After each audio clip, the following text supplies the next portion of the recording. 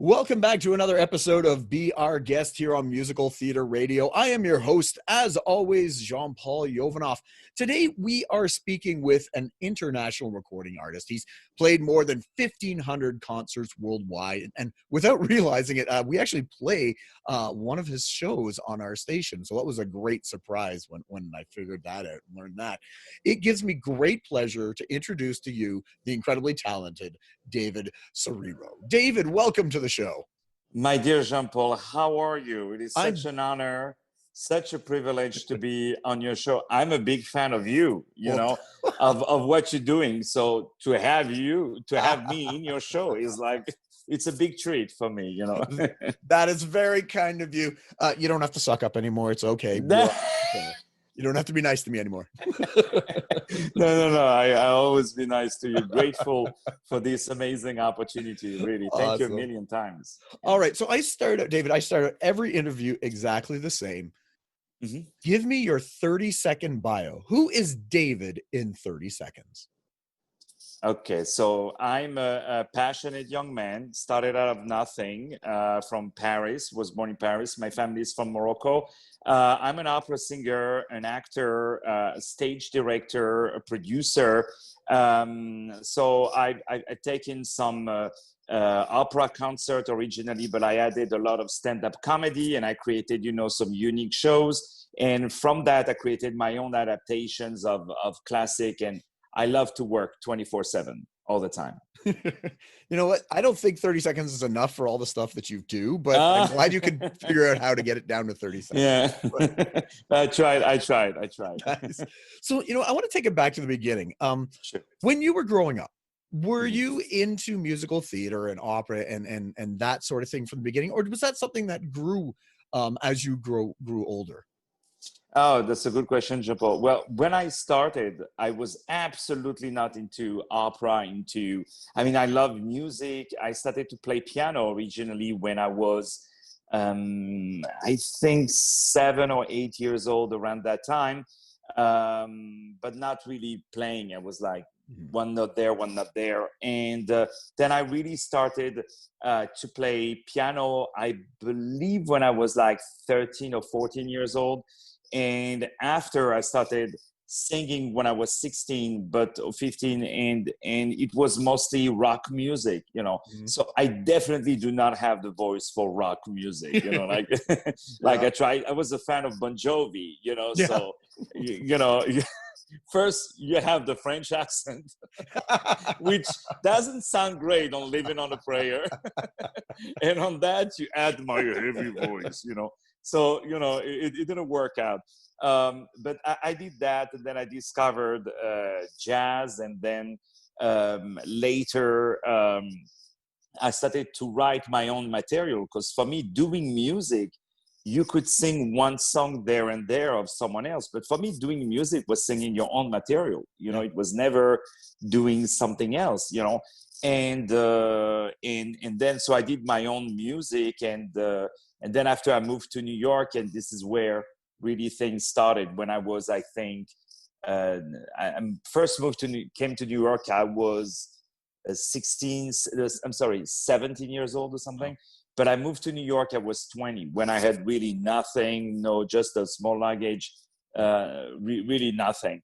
But no, I grew up without listening to opera, without listening to all of that, even though I have some memories of, because my dad was working as in catering, but he started out as a dishwasher. So he would take me in the evening, and I will sneak in and listen to the bands playing in the weddings and stuff like that. So it's but maybe actually that's what made me a little bit different, is because I didn't come at all from that, and I had all the cliche and stereotype that when you live in what they call the project in America, growing up there, we could have of opera, and even if you say you like opera, people will make fun of you, in those days. So really, not at all from it originally. All right. Was there anything you wanted to do before? Like, was there a job or career you thought of before you got into this? That's something you went, oh, I want to do this, and then something happened and changed? Well, my dad is so that's catering. So I grew up in the food business. I grew up in that, and that I saw my dad creating his own business and being a leader and being, how to manage people. And I saw, saw the mistakes. We all do mistakes, and what he did, what worked, what didn't work, and but I was a cook. I worked for him as a cook. For a couple of years. I work as a mover and things like that. But no, I always loved music. And even though I work as a cook for a couple of years, because I was very passionate by it at some point, Yeah. but thank God music took over. I mean, nothing wrong with being a cook, but No. back in the days when you were a cook, that was what the job that people coming out from jail, they were getting to do. It was either a mechanic or cook. It was like the two, lowest stuff. Not like it is now. Now it's like, it's on TV. It's people have a Facebook account, Instagram. It's very different. But no, it was always music. Yeah. Nice. All right. So you said 16, you moved to New York. Yeah. What was that like? I guess moving to New York for some people is a big thing, but you moved from Paris to New York. They're like two super huge cities of, cultural and powerhouse cities of the world. Before we get into New York, is there a big difference between Paris and New York? And what did you have to learn different and how and change? Yeah, well, first I was not really in Paris. I was in the suburb of Paris, which was like with the train was like 20 minutes, from Paris. But the mentality was very, very different, and sometimes, it's funny to say, but sometimes there are stuff that I would do on stage or when I really fight, but not fight in violent way, like really get these, get the gig, get the contract, and this I feel that it's my roots coming from the suburbs, coming from the project that really is coming out. So I always said these 20 minutes of train, it was really 20 years, light years, années-lumière, between both worlds. I use even to say that because I grew up all my neighbors were Muslims.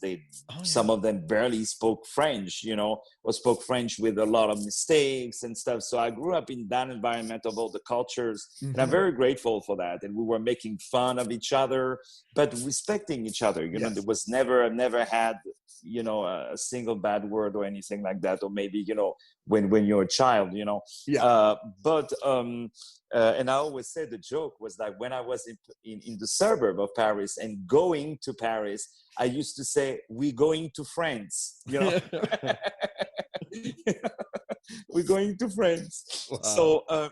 So yeah, for me already to go to Paris and to see all these, I used to say, c'est beau français, these beautiful French people, shaved with the tie, and they go to buy the bread with a little suitcase, and I was like, man, I'm dreaming to have a life like that, So from that, going to New York was a very big leap for me because I was coming to New York for music. I was not coming to New York just to live there. And it was at a time when there was no iPhone. I mean, it sounds funny now, but, and when you arrive in a city where just to ask the address of somebody, because it's one thing to speak English, it's another thing to understand New Yorkers. Trust me, it took me a long, I learned it the hard way, like I remember people, I was calling, I was saying, hello, I saw yeah. What do you want? What do you want? I don't have time. Yeah. What do you want? Okay. So where is you know, I was shaking. You could hear my voice stuttering. You know, where is the street? Okay, so it's very easy. It's 44 West 48th Street. So you just take down the A train when you get up. You go 2 steps up, and then you will see the first door. You go second floor. You ring the doorbell, and then I will come downstairs. Okay, take my phone number 718-834-212. Okay, see you tomorrow 10 a.m. Bye.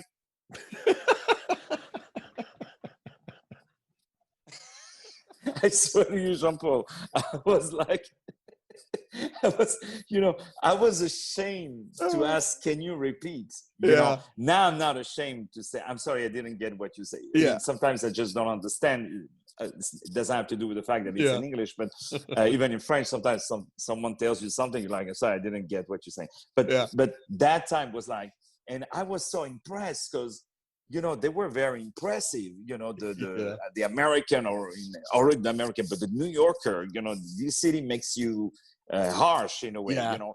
So yeah, it was tough. So, you know, but you know what, Jean-Paul, I'm very grateful that I was able to know that time also, the late 90s, the 2000s, and to know that time pre-iPhone, pre-Wi-Fi, pre all of that, where you had that sort of school of taking your phone and calling people, you know, and not just saying, okay, I want this, I want that, but more being able to install some sort of a relationship with somebody, and not with a particular plan of setting up a relationship, but more, how are you, you know, more like a human thing, and you know, just calling people to check out how are you, how is everything. And so I'm very grateful to, you know, because back in the days, if you would say, not like it is today on social media, but back in the days in France, if you would just say something bad about someone on his back, he would show up to your doorstep, you know. So you would think twice before talking. Now in the days, everybody say whatever they want, you know, unfortunately. But back in those days, so I'm glad I have known this sort of education, but also being able to be young enough to be able to use emails, because I see my poor dad, he's like, with the emails, it's like it's like you ask me to be an astronaut, you know. It's like, where sorry, what is, you know, or you know, he writes sometimes the content of an email in the subject case, you know what so I know this from my parents. You know that. Oh yeah. Or sometimes, you know, he calls me with FaceTime, but he put the phone on his ear, you know. So I have his ear. Oh, God bless him. You know, I have his ear, the camera of his ear. And I'm like, Dad, put the phone in front of you. I say, but if I put it in front of me, I cannot hear you. I need the phone. But that's the whole idea. Yeah. Oh man, that's so funny. So you're 16 in New York. You're pursuing music. How did that work? What did you do? How did you find people? How did you find work? Well, that's one thing that I've always had since I was born, is I've never been scared, I'm sorry, to push a door. You know, like I always learned that in life you have yes or no, like nothing worse can happen, you know, and no one is going to shoot you because you want to work, because you want to perform, because you want, you know. This is why I'm so angry at all. We have that in the US. Thank God you don't have that in America yet, in Canada yet. But it's that cancel culture, you know. It's all of that. I'm sick and tired of that, because you know, there's nothing wrong for willing to feed your family, you know, nothing wrong with that, you know. So anyways, especially when someone has apologized and learned from whatever misbehaved, if what he did is true, or he or she, and if what he or she has done that is that falls, you know, in the court of laws, you know. Anyway, so I said, okay, I'm going to start with the big name. So what I do, I find on the yellow pages when I moved to New York, the office of Sony Music. Okay. Yeah. Start And at the I top. have these demo that I recorded in the garage of my parents, me singing my own song. Listen to this, Jean-Paul. And I just wear a nice suit. Yeah. And I go to Sony Music. I think they were on Madison Avenue, from what I remember. And I go there with my demo and I say hi. So I knew who was the CEO. I found their names. I forgot on an interview because there was no Google at that time. Maybe there was, but and then I go there and I say hi. I would like to meet. Oh, do you have an appointment with him? I say, yeah. Tell him that David Serero is here. With my accent, with the whole thing. And then they pass me some sort of a secretary, or they say, oh, I'm sorry, sir, if you don't. So I tried to make up a story saying that it's Sony Music in France, so I improvised something, who invited me to go there. And they're like, no, sir, if they would do that, they will reach out to us, we will set up an appointment. Oh, okay, so I have my CD here that I can give you. And they're like, well, we cannot take it because then after you can accuse us that we have stolen your songs. I said, look, it's the best thing that can happen to me. You steal the songs. And then they said, no, sorry, sir. Thank you. The security will escort you outside. So they didn't it was in a very nice manner. It was not, rough or anything, but man, after I walked down the block, I was like, wow, it's going to be harder than I thought. And and then that day I understood that, dude, no one is waiting for you in life. You know what I mean? Like, you have to go there. What's funny is that many years later, Sony distributed some of my stuff. Didn't produce, but they were distributor in the UK of some of my stuff. And the PR that they had, which was the PR that was hired to do my stuff, was the same one of Barbara Streisand. I forgot who else. Celine Dion, all the big guys. So you would see on their homepage of the website, you had Barbara Streisand, Celine Dion, and me. Nice. So I was like, what the hell am I doing here? But so but that was what that's what it was. And then at that time I was reading to theater. I started to read about Shakespeare for the first time. I knew about theater because in France, when you are in school, even when you are like 13, 12 years old, you have classes of theater, which is good for expression. For sure. And it is really helpful, and to work the memory. I mean, it was really helpful. So I had some experience with theater at that time, and then I was singing and doing theater, and people told me, oh, you should look at musical theater.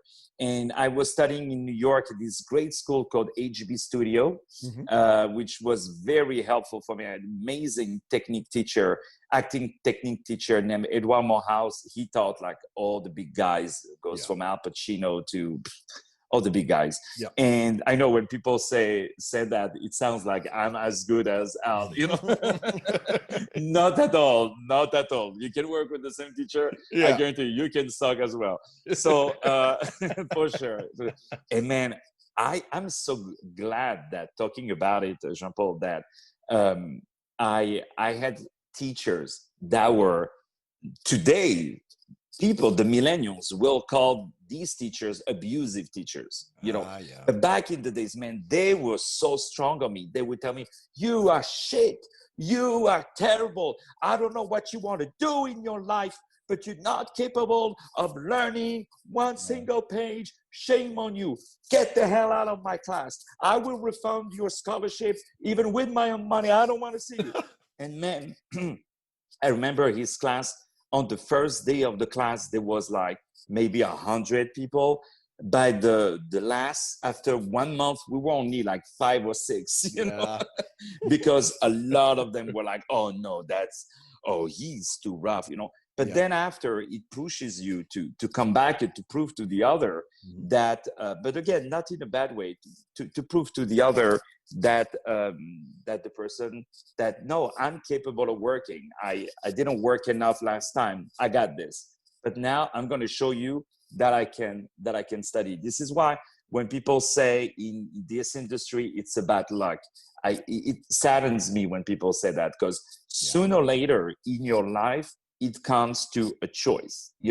Even people, who do bad things in life, sooner or later, when someone gives them a gun, they take they make the choice to grab the gun in their hands. You know what I mean? Or they take when I was a child, people, not a child, but like a teenager, people came in and said, hey, we're going to go to that store. We're going to steal stuff. And I make the choice to say, no, sorry, I'm not into that. First, because I know that my dad will give me like Alcatraz. Yeah. You know what I mean? Like in those days, man, the fathers, like you would not met my dad. He had like big black eyebrows. Yeah. Just when he would look at me like this, I swear, I would be sick for 2 weeks. You know what I mean? Like I would be in my bedroom, I would cry just by looking at his eyebrows. So, man, you would not mess around with dads at that time. I was not scared of the police. I was scared of my dad. Like I was like, man, I mean, I hope that the police would take me for 30 years, because if I go home and my dad is going to hurt me so bad. But I'm grateful to him, because a lot of people that I was hanging out at that time went either to jail or sooner or later did wrong stuff. And so I always say that it comes to a choice, to say, okay, I'm going to do good. I'm going to do better. I'm going to shut my mouth when I'm told what to do and say, yes, sir. Sure, sir. Yeah. Thank you, sir. Thank you, madam. Yes, madam. And I always say I have my retirement to think about it, but that was really a strong discipline. And this is one thing that I always say to young artists is talent will get you a gig, but discipline will get you a career. Yes. So and I'm the best example, because I was horrific, and I'm still learning every day. I'm still trying new stuff, and sometimes I see one person write, oh my God, that's terrible. So I put it out, and I work more on it. And I said, that's not good enough. And then I put it back, and people say, oh, that's great, I love it. And I'm like, okay, that's the right direction.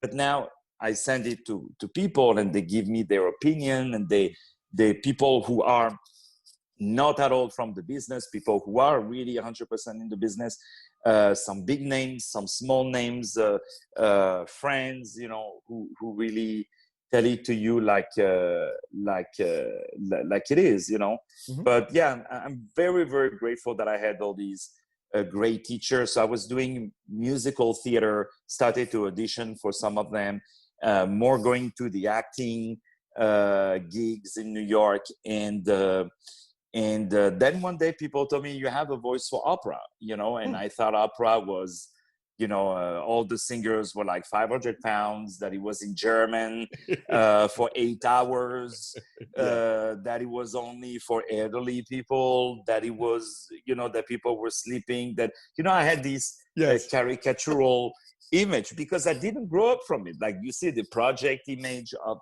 that. And one day I went to the opera, and it was Turandot at the Metropolitan Opera. And I watched it, and I was like, oh my God, this environment, these beautiful people, and I said, you know what? That's what I want to do. I don't care how long it's going to take. Yeah. That's what I want to do. But I never forgot, of course, musical theater, which when I approached opera, I kept in mind the musical theater impact, because, in opera, sometimes I feel, and don't shoot the messenger, but I feel that people sing a lot for themselves, and because people know the story so much, they kind of forget the storytelling thing. Yeah. So these are very strong elements that I learned from theater, that every time when I started to do opera, I really, really brought the idea of the language. Like I always say, even if people don't speak Italian, I want them to understand what I'm singing about, and to vehicle really the emotions and the story and all of that. And that 8 shows a week thing, we don't have that in opera, but I wanted to bring it also, saying that every night, every performance, it has something to be something new for the audience. I always say to the actors, don't forget the audience sees the show for the first time, you know. So you have to remember that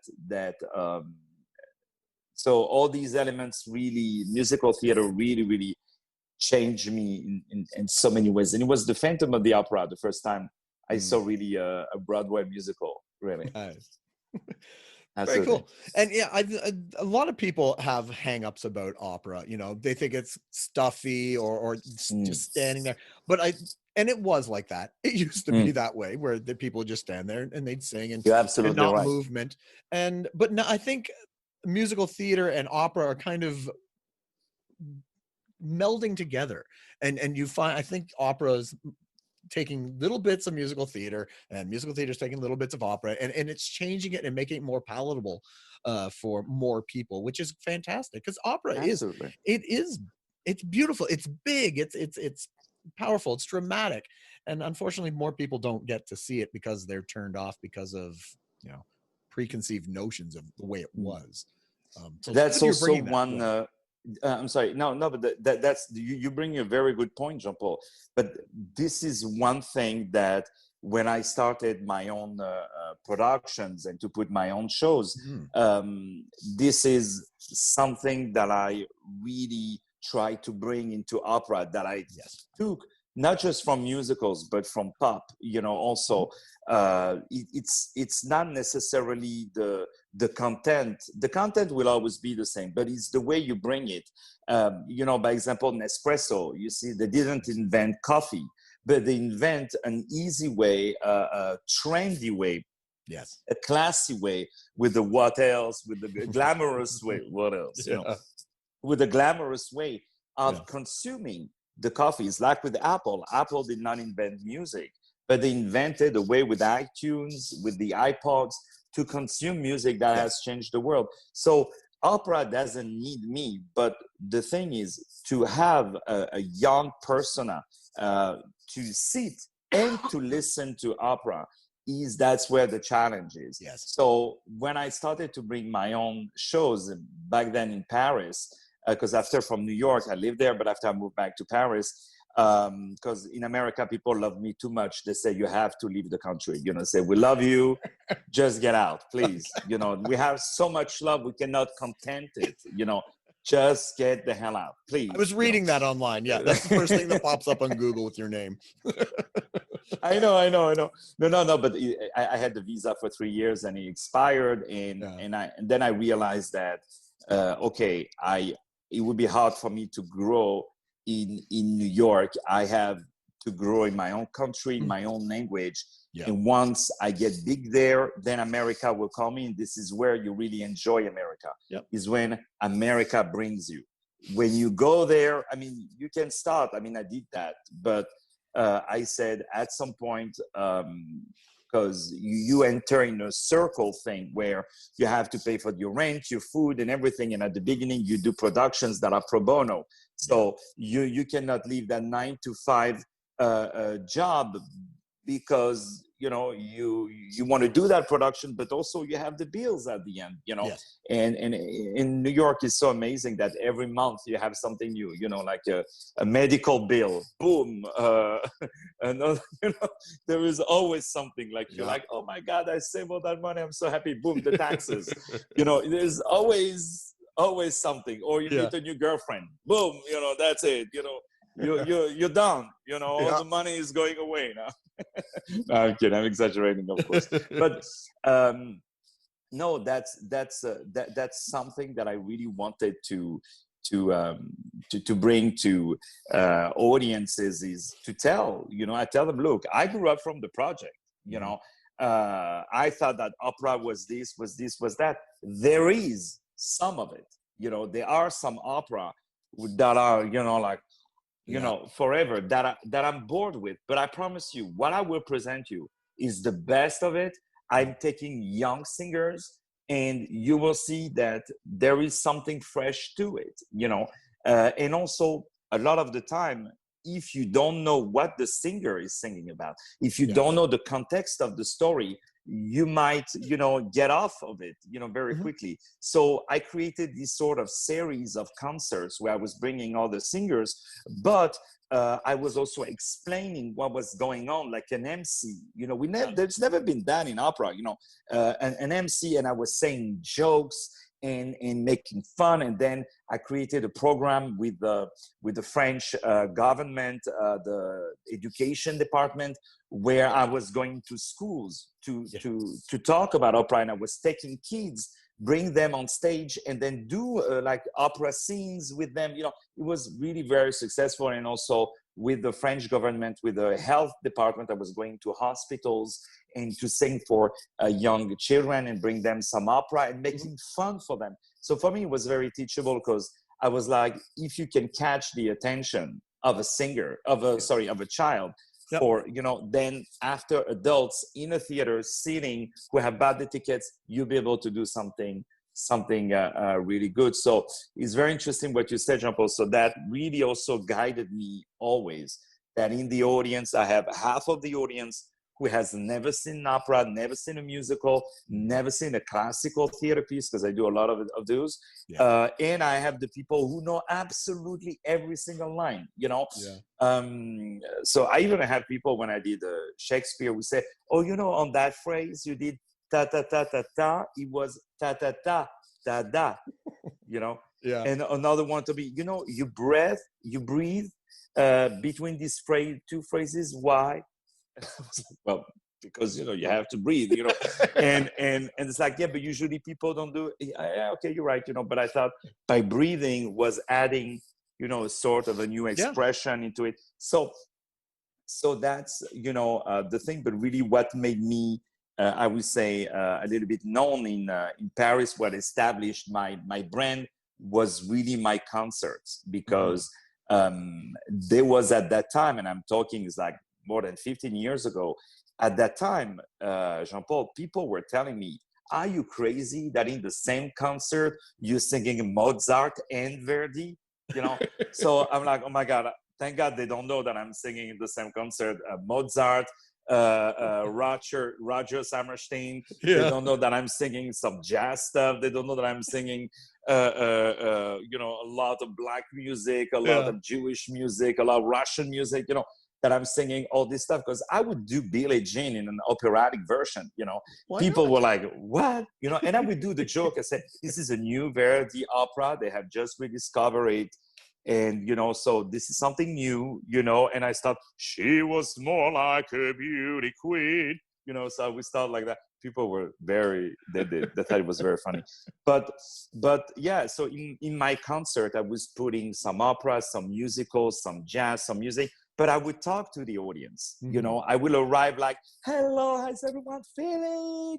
Yeah. I would take people from the audience. I would make them do choreography on Carmen. I would improvise with the audience. I would do comedy. I would have comedy bites, 5 minutes there, 5 minutes there, 5 minutes there. I will make jokes about Carmen, but I also will explain what's going on. For example, everybody knew toreador, but nobody knew that toreador is a word that was invented by Georges Bizet, because, he did the mix between torero and matador, because torero, mata, so he did toreador, he wrote that. So people were like, oh, wow. And I said to the kids, do you know that it's Mozart who invented the rap music? Oh, really? How? And then I explained, because he wrote the spoken sing, or the singing spoken, whatever you say, so this is how I caught the intention, and this concert became very, very successful. I've done like way over 1,500, way over it. There was a day I did 4 concerts in the same day. Wow. It was, I mean, in those days, there was work, like audiences, like you would put a poster in just in the hall of a venue, you would be sold out. Wow. If you were like new, upcoming. Nowadays, I mean, you put your name, you can be on national TV, you can be anywhere. It's like, nobody might show up, It's, because there's so much to do at home, so. I know. And this is some, and this it's is a different something world that now. really, Yeah, I mean, I have Netflix at home. I mean, what else you want me? And this was, something that Edward Morehouse from HB Studio, he taught me once. He said, "Why should I pay you while to see you on the stage, while I can see the biggest names for free at home?" Yeah.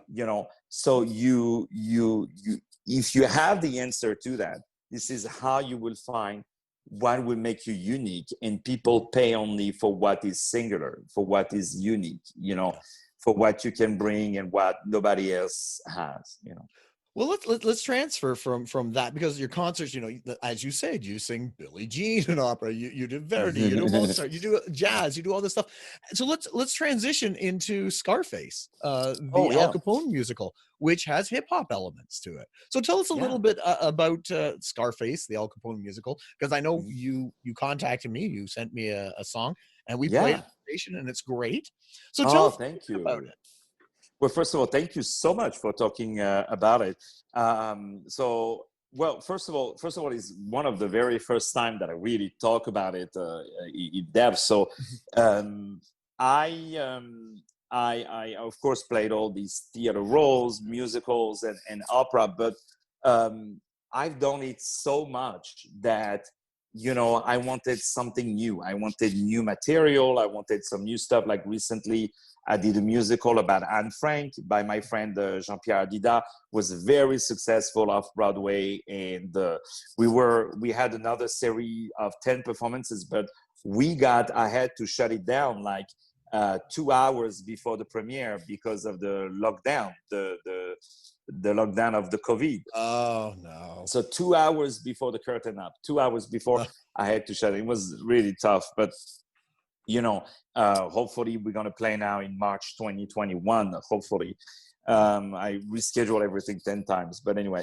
So then after, I had this idea of Scarface about 5 years ago to do a musical about Al Capone.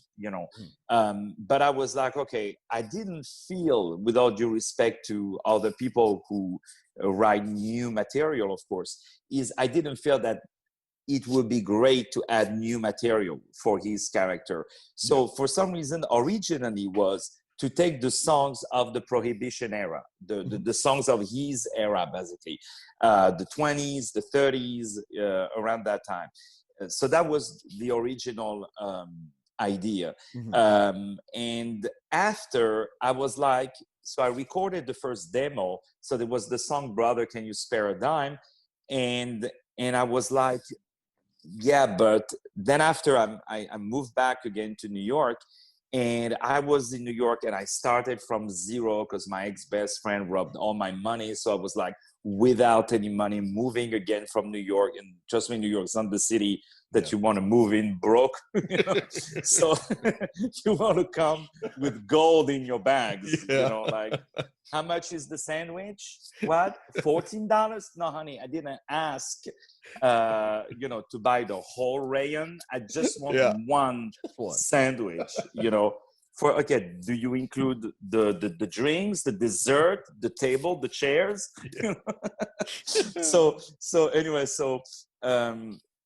and I had this idea of something about revenge of life, like starting from nothing, started back in life, but willing to grow strong, and step by step the idea of hip hop came in my mind. So I produced a few artists of hip hop that I signed on my record label. So that was my experience of hip hop. Of course, I don't know much about hip hop, but that's also why perhaps was one of the ingredients that I didn't come from that. So I was able to see it with the different eyes. And that's exactly what happened when I arrived in opera, that I saw things that were a little bit, with dust, that I wanted to refresh a little bit. So the idea of hip hop came naturally to it, and this idea of gangster rap, and Al Capone was a gangster. So there was that gangster, I would say, element that was that was common. And then I was like, I want to use the lyrics from these standards that make sense in the story. So Brother, Can You Spare a Dime was perfect because I imagine the first scene where Capone, because he started as a shining shoes, shoe shiner, and so people throw him a dime every time he shines shoes, and then there is the verse, they used to tell me I was building a dream, that all that stuff. So I said, I'm going to do it as a monologue at the beginning, and the words fell perfectly like it was meant to be with the story. And then after, when they say they called me Al, it was Al all the time. So I said, that's a blessing, So I sing it better in the recording, don't worry. But so it's before noon, before noon, the singer, I'm happy I can talk already, So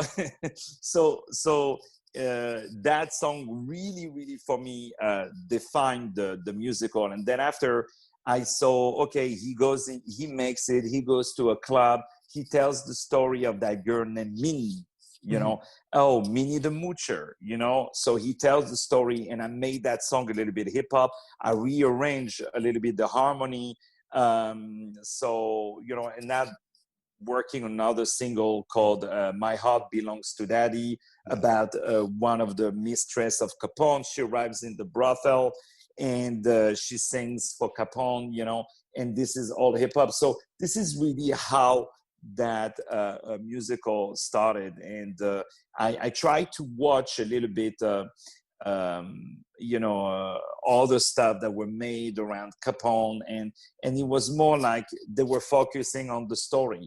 What I really wanted was to illustrate the evil side of Capone. I really wanted, even though he was more a businessman than evil, even though he organized a lot of crimes, of course. But I really wanted to show. This is why I modified my voice to speak a little bit like that. So to make it a little bit scary. And in the singing, then all of a sudden I said, I'm going to add the jazz element in the hip hop. I'm going to add the opera with the answer from the chorus.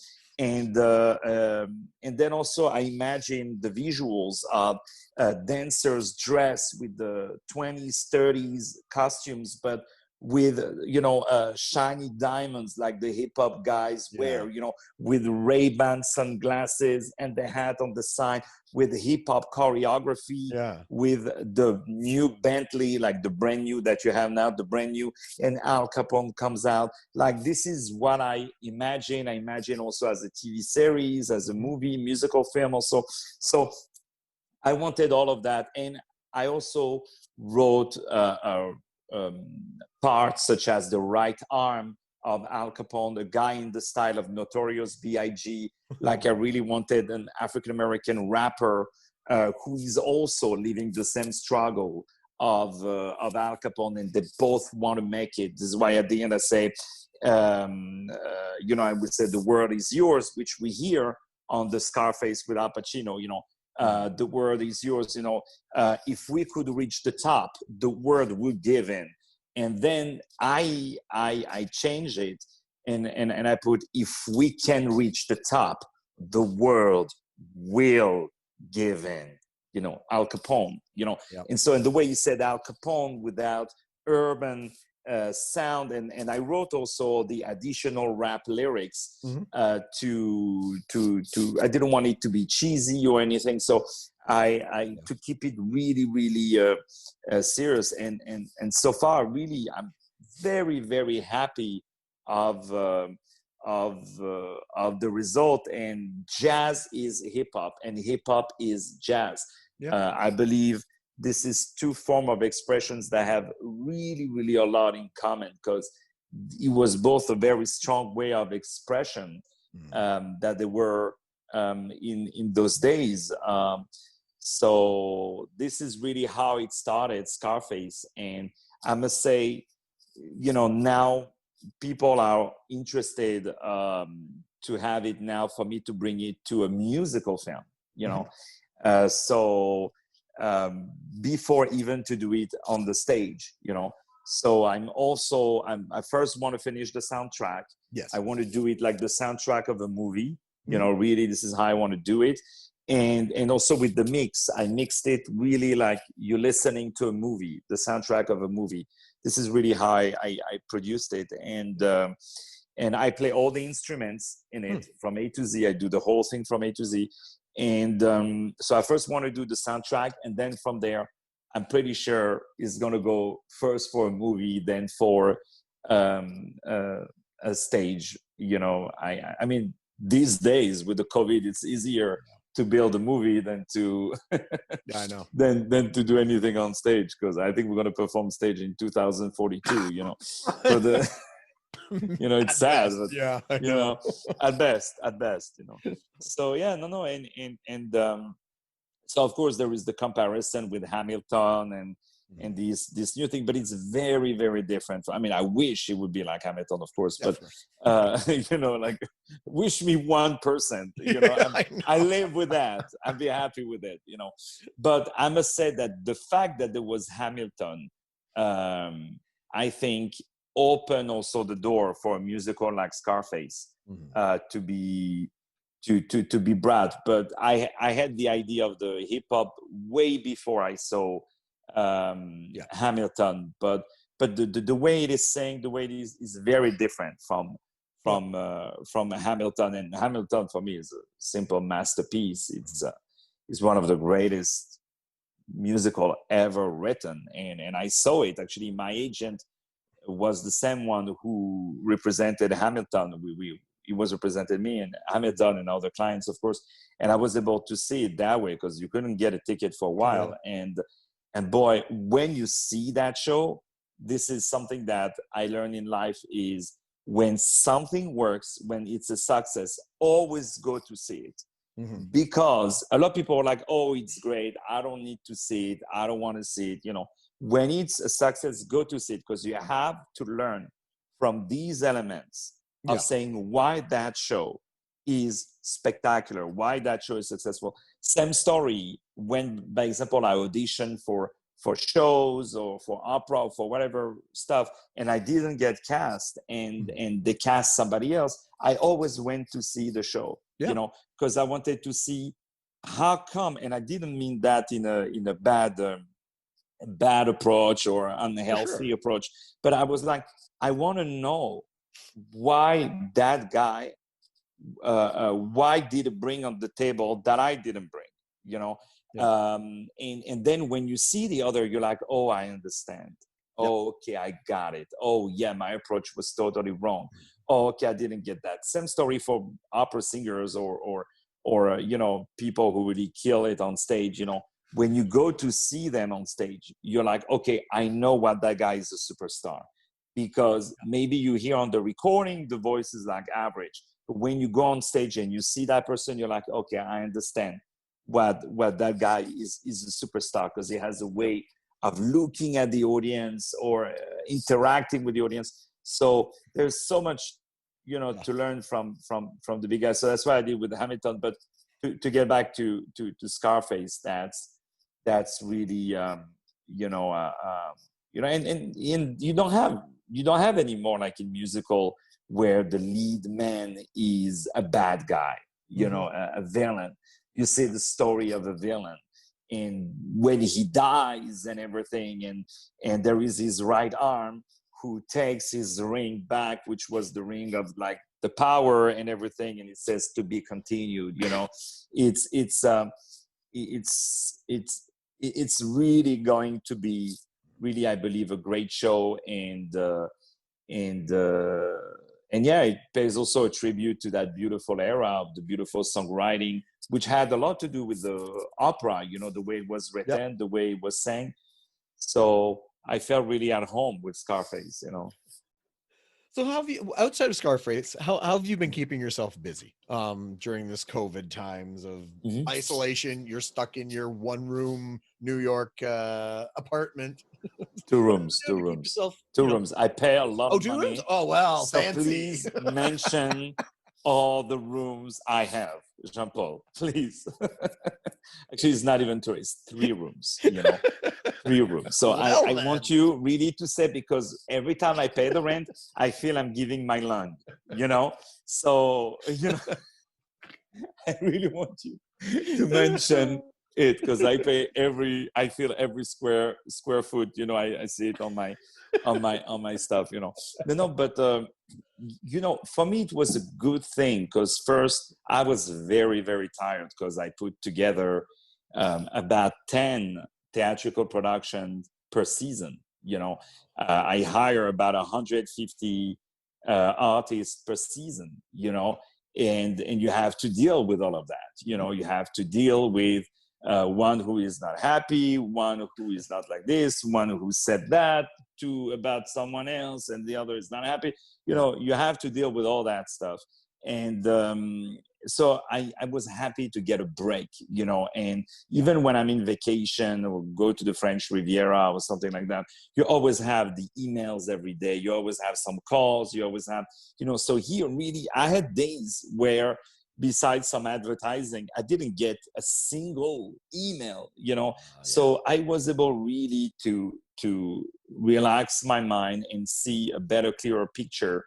And I did this, I edited a lot of the shows that I have done off Broadway that I was able. So some of them are filmed with 1 camera, with 2 cameras. So it's not like the big Lincoln Center production, but I was able, to show my work at least. And I presented it to Amazon, and we were able to do a partnership and have these shows on some of Amazon's platform. And also now with Roku, there's going to be a channel just about, about these shows that I have done. So I was able to do this partnership. I had also a partnership with other brands that I never really followed up in a way. And I was like, okay, now is the time, because when that started, we thought we would be off for a month, or 2 months, we didn't know, like a year later, that we would start perhaps to reschedule the show. I mean, there's still the cup of coffee that is at the theater on the table, it's still there, Yes. It's because we thought, okay, we'll come back in 2 weeks, or we'll come back in, so I was able to finish. I wrote a lot of theater plays that I adapted, that I was able to finish, that I was able to publish, also books that I wrote that I was able to finish. A lot of some of the recording stuff that I recorded even like almost 10 years ago, that I was like, man, that's crap. I have to re-record this stuff.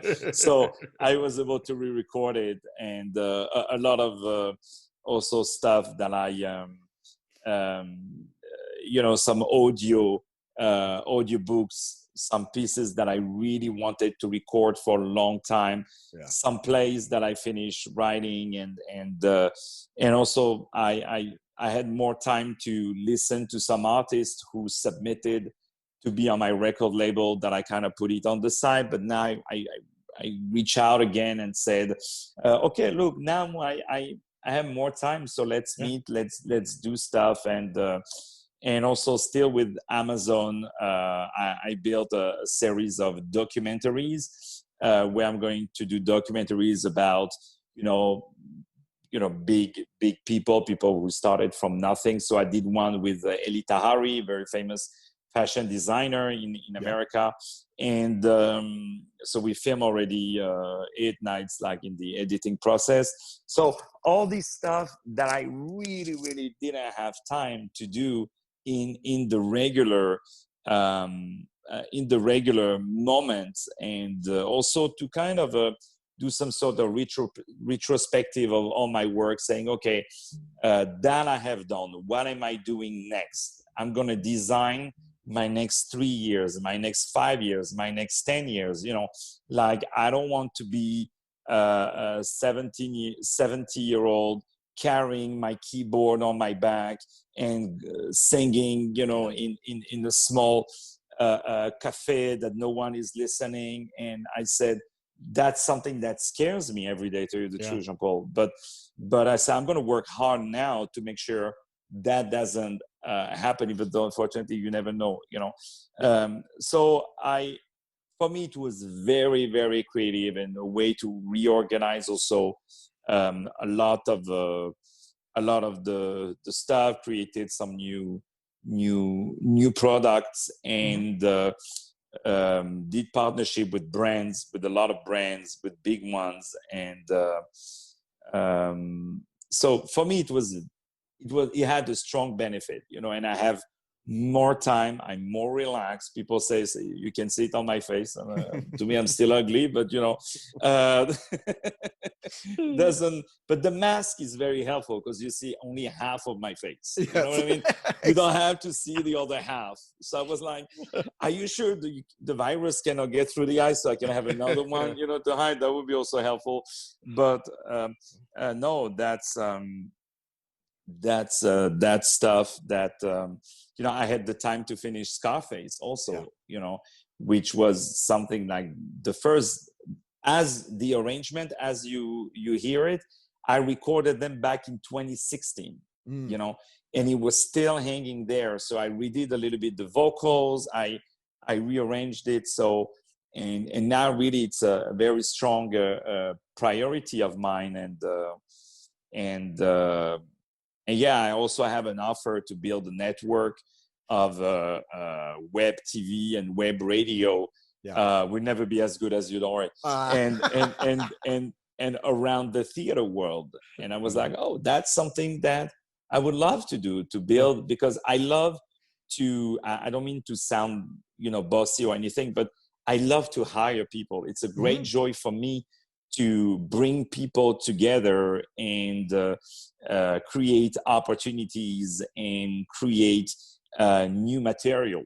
So that's what I want to do now. Is also, I'm still going to do some classics there and there, but I really want to write new material. I wrote a play about the trial of Adolf Eichmann, you know, who was a Nazi who was captured by the Mossad, and then he was trialed in Jerusalem. So I watched some of the. I said, man, that's theatrical word. The lawyers going da da da da da, and him defending himself, and the judges, and all of that.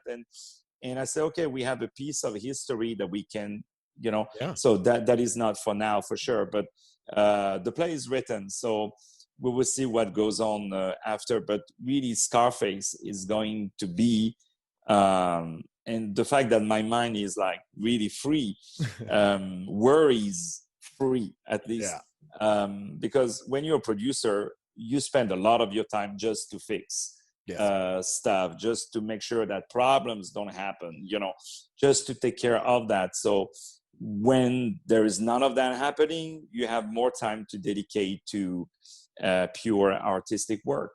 Very cool. Well, David, thank you so much for coming on. Man, and thank you to you, and introducing me to Scarface and telling us a little bit about yourself and how you got here. Thank you, sir. But before we go, I always ask 3 questions of my guests. Of course. There's no right or wrong answer, but there's a wrong answer. So, all right. But can I tell you something first? You can. What if I said no? What would you do, Jean-Paul? Huh?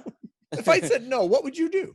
I will email it to you. No. But I want you to know how much I admire what you're doing, because what you're doing is so important. What you're doing to feature other work, to play the music that you're playing. I'm so glad you played my recordings, Beggar's Holiday, that I produced back in when was that? 2012, I think it was. So I want to thank you for what you're doing. I have a lot of admiration, respect for you, and really, Jean-Paul, I want you to know I'm your friend for life. You know, so that really means a lot that you have me on your show among all these wonderful names that you have interviewed. But one name that really means a lot for me is yours. So thank you, Jean-Paul, for this amazing opportunity. You know what? I'll ask these questions. Even if you get them all wrong, I'm still giving you a perfect score. You see how I bought my way out, you know? Nice. Very smart. You see, but let me tell you how you mean to me, Jean-Paul. You know, maybe I'm going to get some cash from the answer. Oh, you know? Yeah, cash. Because as an artist, I have lots of that. Musical But theater. You don't have your own banks. It's like people think that producer, that's something when I said, people say, you know, it might surprise you, but as a producer, I don't print money at home. You know, exactly. It might be a surprise for you, but I do not print money at home. You know, anyway. All right. So question number 1. Sure. Who is your favorite creator or team when it comes to either music, lyrics, or book? I would say Roger Hammerstein, what was Lerner, and the people of My Fair Ladies, Lerner and yes, these two, and the team of Andrew Lloyd Webber and I forgot who wrote the lyrics from The Phantom of the Opera. Oh, that'd be Don Black and Richard something. Oh gosh, people are gonna hate us. But anyway, so The Phantom of the Opera, and also all the new team. I like that now you have a lot of songwriters also who write musicals that are like, oh, I don't have to be actually an opera composer to write music. So I like the classics. Yeah, they're a good base for everybody else to build on, right? They knew what they were doing. And for me, this is one thing that I always say is they are really the core of the American culture, you know, because American culture, it's only many elements coming to one. That's really what is the American culture. Like all these musicals that there were in those days around the war, pre-war, was Yiddish musicians coming from Eastern countries. They come here, they are classically trained, they know the operetta, the opera and operetta. They arrive in America, they discover the jazz music. Then the Irish, they brought the vaudeville. Some American, they went to Paris, they saw the Moulin Rouge with the musical review, and they brought all of that, and they made, so this is what I say, it's really the core of musical. It's the best national ID of America is really musicals. And I love this country. Of course, there's good and bad in every country, but let me tell you, with cheeseburger and musical, cheeseburger and the Cubano cigar and the Corona beer. Don't tell me where I get the Cubano cigar. I cannot tell you. Lips are sealed, not a word. Let me tell you, they're good. They're very good. All right, correct answer. Even though you already had the correct answer because of your earlier segment. Right. Question number 2. Now you've sung all around the world, right? You've been all over. What is the most underrated country or city you've been to that you highly recommend I should go to? Honestly, Morocco, which is the country of my family. It's really, really a beautiful, beautiful country. When I see what goes on sometimes in the US between the racism that is recreated, really, and all these Me Too things, in Morocco, we solved the Me Too thing. We solved the racism hundreds of years ago because the king Mohammed V said, we don't have any Jews in Morocco, we don't have any Muslims, we don't have any Christians, we don't have any men, we don't have any women, we have only Moroccans. So with that phrase, it really defines what this beautiful country is, and it's really a country of generosity, which I like to bring also in my comedy acts and in my writing and in my performances. I really, really recommend people to go to Casablanca, and actually I'm building over there an opera and Broadway festivals. Wow. Which, we have the venue, we have everything. Was supposed to take place in February 2021, but most likely we have to push it for maybe, I don't know, 2022, I guess. I don't know yet. Who knows? So I really recommend really people to go to Morocco and also to London. Like Yeah. everybody knows it. No, really. Morocco and Paris, of course, is a beautiful, beautiful city. More and more American musicals over there. Yeah. They had these two schools of either doing the American stuff but put the French subtitles, or adapting everything Yeah. in French. So both are very, very interesting. Absolutely. Very cool. Well, when that festival happens in Casablanca, you let me know. I will promote the heck out of it for you. Well, And now if I it's will send you a flight ticket to well, I was gonna say, invite if it's in you. 22 and we can travel, I would love. This I've missed going to so many places this year because I was Yeah. planning to go to London and New York again, Mm, and Chicago, and check out theater, and then this happened. So I'm mm. gonna put Casablanca on my list. Well, you know what? Um, Royal Air Maroc, who is a wonderful airline company, yeah. and we did a lot of partnership with them, and they named me one of the 15 most influential Moroccan in the world. You Wow. know, and that was last year. So I will promote Royal Air Maroc for the rest of my life. You know what I mean? Even if you go Toronto to Montreal by plane, I would say use Royal Air Maroc to go through Morocco and come back to Montreal. No, but they have direct flights from Montreal that are not expensive, and really the planes are really wonderful. So Wow. it would be my privilege to invite you. You pay for the hotel, I pay the I flight. have no problem with any of that. Is none of my business. You know, they have great tents. You know, but no, I will invite you, and you would be definitely my guest of honor. And this is really good. And the people of Morocco really deserve to. I mean, I produced and created many opera and Broadway festivals in France, but in Morocco, you know, it would be so great for them to have more opera and more, For sure. you know, more Broadway musicals. Definitely. Yeah. As a side note, but correct answer, by the way. No, thank you. You know what? I love learning about Broadway and the West End and things like Mm. that. But I really love to learn about. I talked to a friend in Mexico, and I learned about Oh yeah. Mexican musical theater, and I'd love to learn more about German and Moroccan and Singapore. Like, not hot spots of musical theater, but there's Yeah. such good stuff there. In Moscow, That's like what I'd in love to learn Moscow, more they about. have Yeah. amazing musicals. You know, I lived in Russia for 2 years, and I speak Russian, and I love Russian people, and they're a big part of my audience, and great supporter, beautiful, amazing people.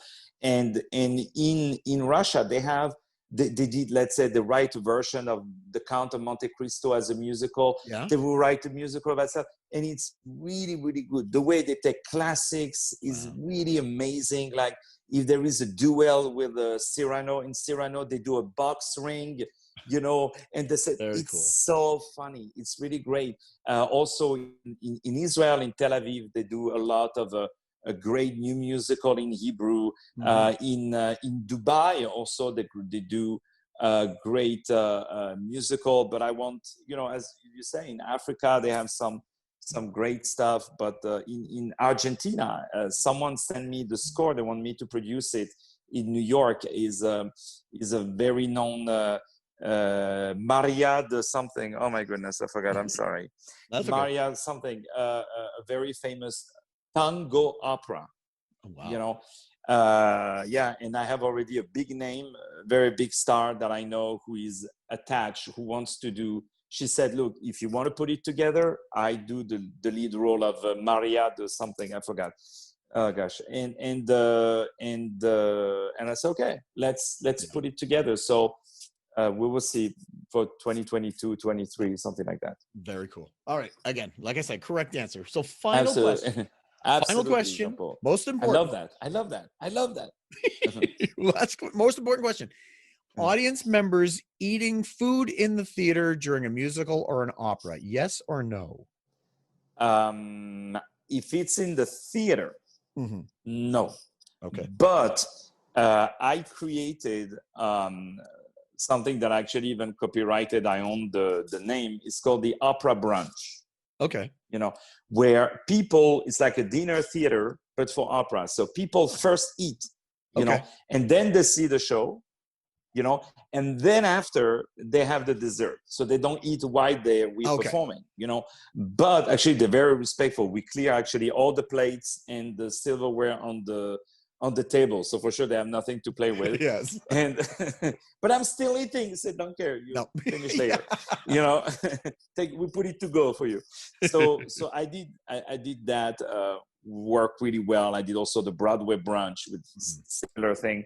Yeah. It worked out really, really well. But in the theater, no. But you know, if they have a bottle of water and they're drinking bottled water, you know, it's okay. But honestly, I played in every single type of settings, whether it was in a basement, whether it was in someone's apartment, whether it was in someone's car. One day a guy hired me to sing in his car when he was going to propose to his Okay. I mean, I played in stadiums, I played in big theater, in small theater, I played everywhere, on television, everywhere.